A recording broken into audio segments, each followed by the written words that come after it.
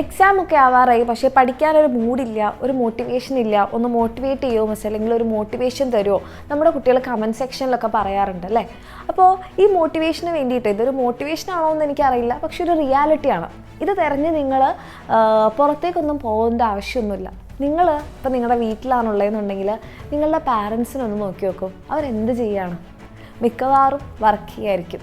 ഒന്നെങ്കിൽ വർക്കിന് പോയിട്ടുണ്ടാകും, അല്ലെങ്കിൽ വർക്ക് കഴിഞ്ഞ് വന്നതിന് ശേഷം നിങ്ങളെ പഠിപ്പിക്കുന്നുണ്ടാകും, അല്ലെങ്കിൽ നിങ്ങൾക്ക് വേണ്ടിയിട്ടുള്ള ഭക്ഷണം ഉണ്ടാക്കുന്നുണ്ടാകും, അല്ലെങ്കിൽ നിങ്ങൾക്ക് വേണ്ടിയിട്ടുള്ള എന്തെങ്കിലും കാര്യങ്ങൾ ചെയ്യുന്നുണ്ടാകും. അപ്പോൾ അവരുടെ ഒരു എൻറ്റയർ ലൈഫ് നിങ്ങൾ എടുത്തു നോക്കിക്കഴിഞ്ഞാൽ അവർ ഈ ഒരു 24/7 വർക്ക് ചെയ്യുന്നത് നിങ്ങൾക്ക് വേണ്ടിയിട്ടാണ് അല്ലേ.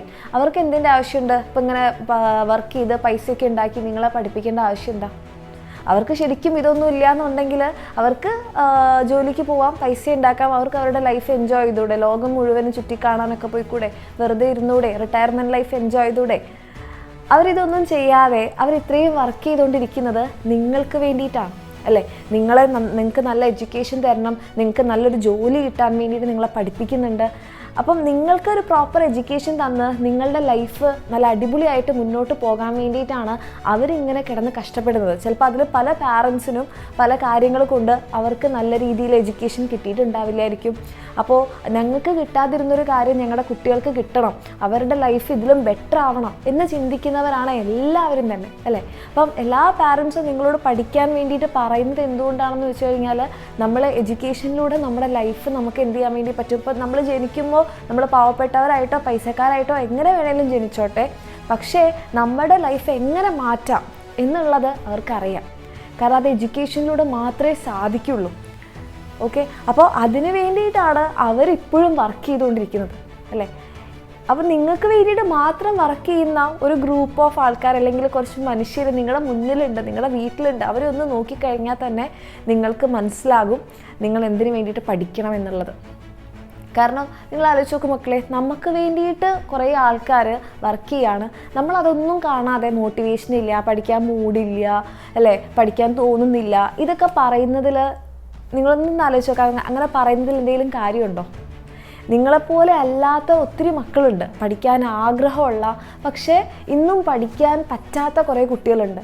അവരുടെ ജീവിത സാഹചര്യങ്ങൾ കൊണ്ട് പഠിക്കാനോ സ്കൂളിൽ പോകാനോ പറ്റാത്ത ജോലിക്ക് പോകുന്ന കുഞ്ഞു മക്കളുണ്ട്.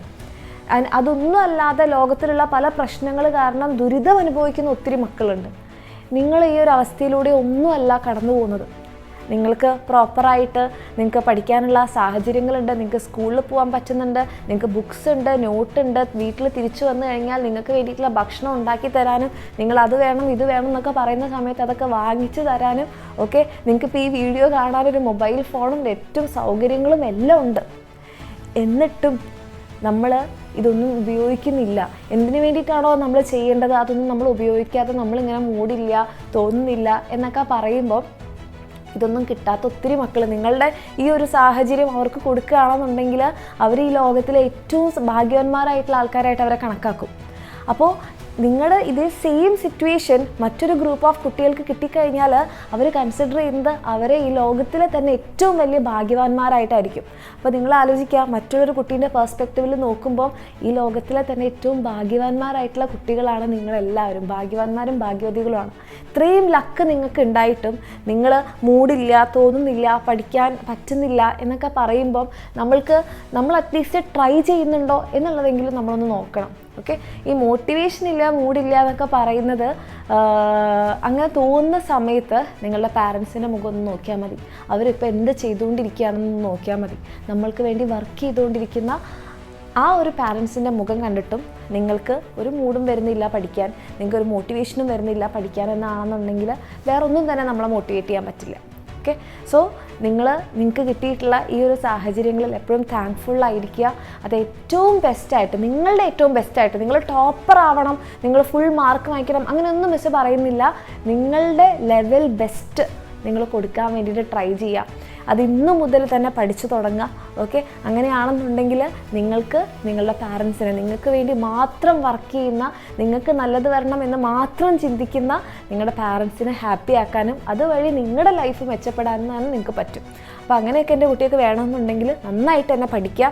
ഇനി വരുന്ന ആ ഒരു എക്സാമിനെ ടാർഗറ്റ് ചെയ്ത് നിങ്ങൾക്ക് വേണ്ട കാര്യങ്ങൾ, ഇപ്പോൾ ക്ലാസ്സുകളാണെങ്കിൽ ക്ലാസ്സുകൾ കാണാം, വർക്ക്ഷീറ്റ് ചെയ്യാനാണെങ്കിൽ അത് ചെയ്യുക, PYQs ചെയ്യുക, നോട്ട്സ് വായിക്കുക, ബുക്ക് വായിക്കുക, എന്തൊക്കെ നിങ്ങൾക്ക് നിങ്ങളുടെ ബെസ്റ്റ് കൊടുക്കാൻ വേണ്ടിയിട്ട് ചെയ്യാൻ പറ്റുമോ അത് ചെയ്യുക.